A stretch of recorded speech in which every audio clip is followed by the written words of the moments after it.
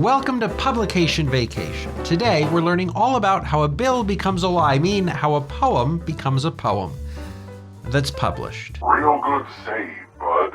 About a year ago, I was walking around during a break between classes. The sun was shining, the trees were blooming. It was like any beautiful spring day, except that there were weirdly a lot of bees, and the sound of so many of them buzzing around in the blossoms pulled my attention away from whatever I was thinking about at the time and gave me the idea for a 4-line poem about bees in trees. And it's here that we meet the hero of today's story, an intrepid little unpublished poem. See, there's a lot of guidance out there for writing poems, but if publishing your work is something you want to pursue, it can be harder to find useful advice about how to get your work out there once you've written it. So today, I thought I'd show you the process that this little piece recently went through on the way to publication in order to give you a sense of where to start and what to expect along the way. For most poets, the road to publication starts with individual poems that get published in literary magazines or journals. In fact, if you check out the acknowledgments page of one of your favorite poets' books, you'll probably find a list of magazines that some of those poems were published in originally, which is really just to say that it's common practice to publish individual works well before you get around to publishing a book. So our story today is about that. Individual works in literary magazines. Lucky for us, there's no shortage of publications looking to publish people's poems.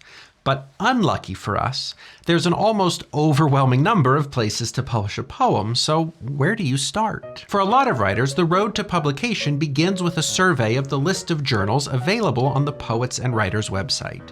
Here you'll find all kinds of information on different publications, including the kinds of work that they typically publish and when they accept and review submissions. This list really is so wide and diverse that the best advice I can give really is just to poke around and see what resonates with you. Most journals and magazines will have their own websites where you can see previous issues, and you'll want to find a publication that publishes the kind of work that you do. For example, if you find a journal that focuses on experimental poetry with a political edge, your traditional sonnet about maple trees isn't likely to find a home there. Spending some time with previous issues can give you a sense of the publication's vibe and see if they're a good fit for you and vice versa. Frankly, you're also looking for a place that you'd be proud to have your work show up. So you might also be on the lookout for other things that matter to you. A lot of journals now are online only, but some still publish physical issues. So if you care about your poem showing up in print, that's something to keep in mind. Some journals are new and receptive to work from all kinds of writers, and they may publish work of varying quality as a result. Others are older with more established reputations, and competition may be stiffer, while the work published in them might have a more reliable standard of quality. Some journals only accept haiku, some only accept poems written by women, some still have websites but have lost all their funding and aren't actually accepting work anymore, so you'll want to do some investigation. While you browse, build a short list of places you might want to send your work to. And I mentioned the acknowledgments page in Poetry Books a moment ago.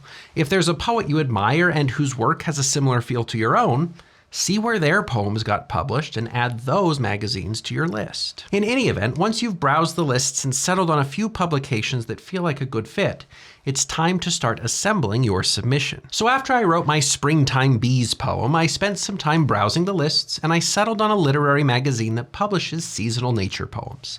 It was a good fit. Past issues were full of poems that I admired, and I felt like my work would find a good place amongst them. So the next step was to make sure that I understood that journal's submission requirements. Most magazines will have a link to their submission information featured prominently on their homepages, usually labeled Submit, if you can even believe it. That's where you'll find all the requirements they have for any work that's being sent to them. In addition to general requirements for all the kinds of work that they accept, they'll also usually list genre-specific requirements. If you're publishing poetry, for example, you'll want to make sure you carefully review the requirements for submitting poems. Many publications get a lot of submissions, so you don't want to give them extra reasons to reject your work by not following their rules. Anyway, there will always be some variation depending on the publication, but there are some things you can pretty much count on when you submit a poem. One, you can expect a limit on what you submit. It's pretty typical to see journals ask for 3 to 5 poems from someone, and some will even add an additional page limit on top of that. They only have so much time to read and so much space to print. 2, they'll generally ask for your work to be submitted as a Word document or a PDF. And I've seen enough publications say that they'll accept PDFs, but then request Word files after they've accepted your work, that it honestly just seems easier to plan on having your poems ready to go as Word documents. 3, they'll have something to say about simultaneous submissions. That's publishing lingo for what happens when you send the same piece to multiple magazines for review. Traditionally, that kind of thing was discouraged, and some more traditional publications may still say that they won't accept simultaneous submissions. But it's also an open secret that nearly everyone does it anyway, so a lot of publications now will say that they do accept simultaneous submissions as long as you notify them if your piece is accepted elsewhere. Or you'll generally see a policy that they won't accept previously published work, including work that you've published yourself on social media or a personal website or something like that. And that makes a certain kind of sense. Why would they give you a space in their publication if people can already read your work somewhere else? 5, they'll usually ask for you to include a cover letter, and I'll be real, this feels like an especially silly part of the process. I mean, what is there really to say besides, hello, I've just submitted my poems, thank you. But we write them anyway. Some magazines will ask for specific information in a cover letter, like maybe a short author bio or something like that. So whatever you do, just make sure you're following the rules, as with everything we're covering today. And 6, it's really likely that your submission will be handled through a platform called Submittable. You can set up your account for free and then manage all your submissions through it. If publishing is something you want to pursue and you don't already have a Submittable account, it's worth getting one set up. A few journals will ask you to just email your submissions to the editor or something like that, but Submittable is just about the standard for most places you could be sending your work. And there are also a few other common things that you might want to watch out for. Sometimes journals are running special issues or contests with more specific requirements, so you'll want to make sure that if that's the case, the work you're submitting is a good fit for the special issue on top of being a good fit for the journal in general. And while many journals accept submissions for free, others do charge submission fees, usually just a few dollars, but that can add up if you're submitting to a lot of places. And every once in a while, you'll find a publication that pays its writers. But it's important to note that this is not the road to wealth and luxury. So anyway, once I had my journal picked out and my handful of poems, including the bee poem, ready to go, I noticed that the journal was currently only accepting submissions for their winter issue, not their spring issue. So my little spring bee poem got to wait on my hard drive for a few months before I finally got to send it out. But when the day came, we were off, which in some ways is way more anticlimactic than it sounds. After you send in your work, it's time to settle in for a nice long wait. Some publications can respond fairly quickly, but it's common to wait weeks or even months for a response. At this point, it's probably worth pointing out that a lot of magazines get a lot of submissions. So acceptance rates can be in the single digits or even lower, which is really to say that part of playing the publication game is earning your fair share of rejections. It happens to everyone, and it happens to everyone multiple times. Now, I don't share the reality of high rejection rates to scare you off, but instead actually kind of to reassure you. If your poem gets rejected, it's more of a reflection of how competitive the process is than it is a reflection of the quality of your poem.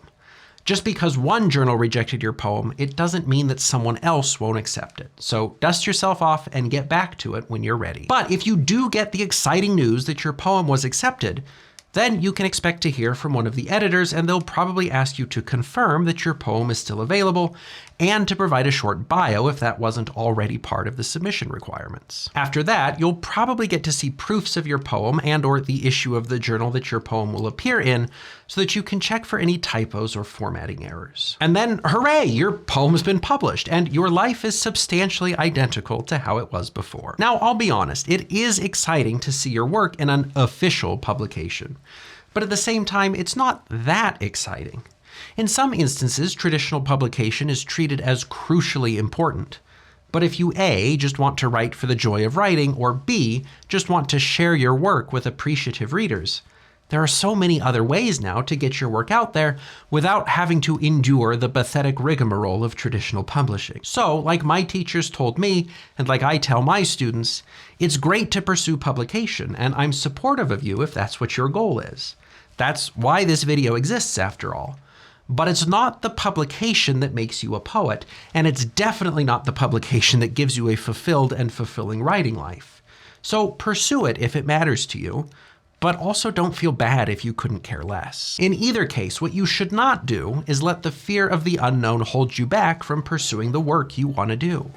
I think a lot of people who would like to publish their work don't because they just don't know where to start. So if that's you, I hope this video helps to demystify the process. If nothing else, the world of poetry publication is an encouraging reminder that there are people out there who want to read your work. So whether you publish it or share it or whatever else, just remember that your writing has value, and there will always be someone out there who finds it meaningful. So keep writing, keep looking for quality readers, and keep believing in the value of your work. Thanks for joining me on this little publication journey, and we'll meet again next time.